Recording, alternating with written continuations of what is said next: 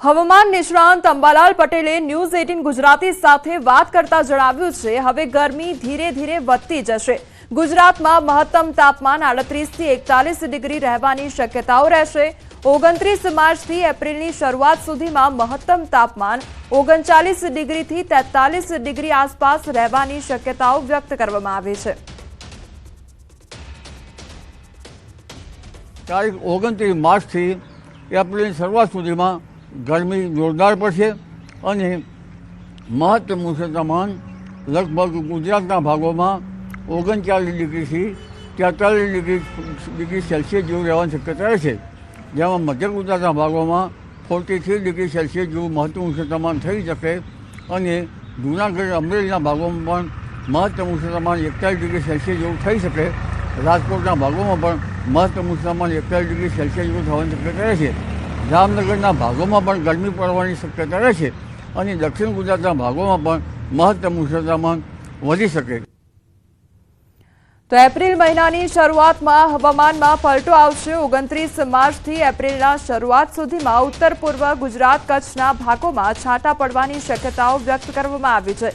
મધ્યપ્રદેશના અને ગુજરાતના નજીકના ભાગો અને દક્ષિણ ગુજરાતમાં વાદળછાયું વાતાવરણ અને ક્યાંક છાંટા પડી શકે છે। તો 19 એપ્રિલથી ફરી હવામાનમાં પલટો આવી શકે છે અને વાદળછાયું વાતાવરણ આવી શકે છે। 20 એપ્રિલથી ગરમી વધતી જાય અને 26 એપ્રિલથી કાળઝાળ ગરમી પડવાની શરૂ થાય ત્યારે ગુજરાતના ભાગમાં 42 થી 45 ડિગ્રી તાપમાન રહેવાની શક્યતાઓ રહે છે। તો 10 થી 14 મેમાં ભારે આંધી વંટોળ અરબ દેશો તરફથી આવે અને કાચા છાપરાના પતરા ઉડી જાય તેવા પવનની ગતિ પણ રહે તે પ્રકારની શક્યતાઓ વ્યક્ત કરવામાં આવી છે। મહત્તમ તાપમાન રાજ્યના કેટલાક ભાગોમાં 46 ડિગ્રી રહેવાની શક્યતાઓ રહે તો 22 મેથી 4 જૂન વચ્ચે રાજ્યના કેટલાક ભાગોમાં વરસાદ થવાની શક્યતાઓ વ્યક્ત કરવામાં આવી છે। આ વખતે વેસ્ટર્ન ડિસ્ટર્બન્સ નબળા આવ્યા છે ત્યારે ગરમીના કારણે હિમાલયના ગ્લેશિયર પીગળવાની શક્યતાઓ પણ વ્યક્ત કરવામાં આવી છે। વાતાવરણ બદલાવના જ મહિના આવી રહ્યા છે। આ ગરમી હમણાં એપ્રિલની શરૂઆતમાં હવામાનમાં પલટો આવશે, 19 એપ્રિલ પછી પણ હવામાનમાં પલટો આવશે અને એક પછી એક વેસ્ટર્ન ડિસ્ટર્બન્સ આવતા જશે, જેના કારણે ગરમીમાં વધઘટ રહેશે અને ગરમી પણ વધુ પડશે। તારીખ 20મી એપ્રિલથી ગરમી વધતી જશે। તારીખ 26મી એપ્રિલથી મહત્તમ તાપમાન રાજ્યના ભાગોમાં લગભગ 43-44 ડિગ્રી સેલ્સિયસ, કોઈ ભાગમાં 45 ડિગ્રી સેલ્સિયસ જેવું રહેવાની શક્યતા રહેશે અને 10મી મેથી 14મી મે વચ્ચે તો આંધી વંટોળ અને ઈરાન તરફથી આવતી કાળી આંધી આવશે। 3 દિવસ હવે હીટવેવનો સામનો કરવા માટે તૈયાર રહેજો। રાજ્યમાં 3 દિવસ અંગ દજાડતી ગરમી પડવાની છે। કેટલાક શહેરમાં 41 ડિગ્રીને પાર જઈ શકે છે તાપમાન। તો દરિયાકાંઠા વિસ્તારમાં લોકો પણ 3 દિવસ રહેજો સાવધાન। દરિયાકાંઠાના વિસ્તારોમાં ગરમ પવનો ફૂંકાશે। રાજ્યના 13 શહેરમાં 37 ડિગ્રીથી વધુ તાપમાન રહેવાનું છે। રાજ્યમાં 12 શહેરનું તાપમાન 22 ડિગ્રીથી નીચે તો રાજ્યમાં સૌથી વધુ રાજકોટમાં 40.1 ડિગ્રી તાપમાન નોંધાયું છે। ગુજરાતમાં 25 માર્ચ સુધી હજુ પણ મોટા ભાગના શહેરમાં તાપમાનનો પારો વધશે।